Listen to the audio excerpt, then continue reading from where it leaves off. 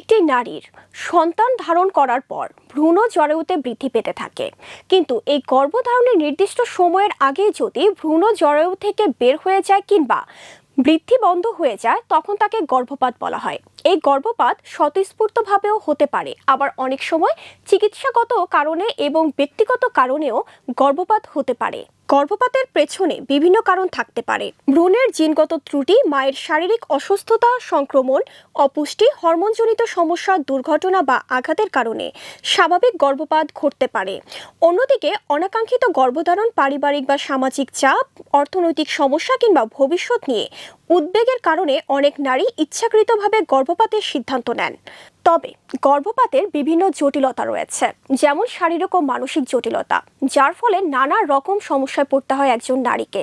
তো চলুন জেনে আসি এসব জটিলতা সম্পর্কে। অতিরিক্ত রক্তক্ষরণ, যা শরীরে রক্ত স্বল্পতা সৃষ্টি করতে পারে। জরায়ু বা প্রজনন অঙ্গে সংক্রমণ হওয়ার ঝুঁকি বেড়ে যায়। জরায়ুর ক্ষতি বা আঘাত, যা ভবিষ্যতে সন্তান ধারণে সমস্যা সৃষ্টি করতে পারে। অসম্পূর্ণ গর্ভপাতের কারণে জরায়ুর ভেতরে ভ্রূণের অংশ রয়ে গেলে গুরুতর স্বাস্থ্য ঝুঁকি দেখা দিতে পারে।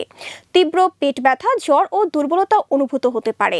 গুরুতর ক্ষেত্রে বন্ধ্যাত্ব বা মাতৃমৃত্যুর ঝুঁকিও তৈরি হতে পারে। শারীরিক জটিলতার পাশাপাশি মানসিক জটিলতার প্রভাবও কিন্তু গুরুত্বপূর্ণ। গর্ভপাতের পর একজন নারী নানা রকম মানসিক সমস্যায় ভুগতে পারে। সমাজ ও পরিবারের নেতিবাচক মনোভাব এই মানসিক কষ্টকে আরও বাড়িয়ে দিতে পারে। গর্ভপাত এড়াতে কিছু করণীয় আছে। এর প্রথম হলো আপনাকে সচেতন হতে হবে।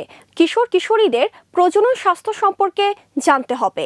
এছাড়াও পরিবার পরিকল্পনা সম্পর্কে সঠিক শিক্ষা প্রদান করা জরুরি। অনাকাঙ্ক্ষিত গর্ভধারণ এড়াতে নিরাপদ ও কার্যকর জন্ম নিয়ন্ত্রণ পদ্ধতি সম্পর্কে জানতে হবে এবং প্রয়োজনে স্থানীয় পরিবার পরিকল্পনা কর্মী বা প্রশিক্ষিত স্বাস্থ্যকর্মীর পরামর্শ নিতে হবে।